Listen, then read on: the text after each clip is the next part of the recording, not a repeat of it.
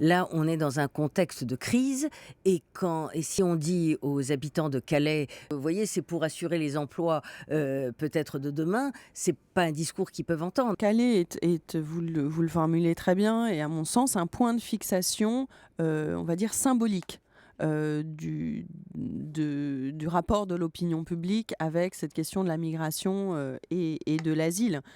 Calais, c'est une vieille histoire, hein, ça a commencé dans les années 90 et ça s'est matérialisé en 99 avec le camp de Sangatte, qui a Mmh. été ensuite démantelé par Nicolas Sarkozy quand il était ministre de l'intérieur, pardon, en 2002.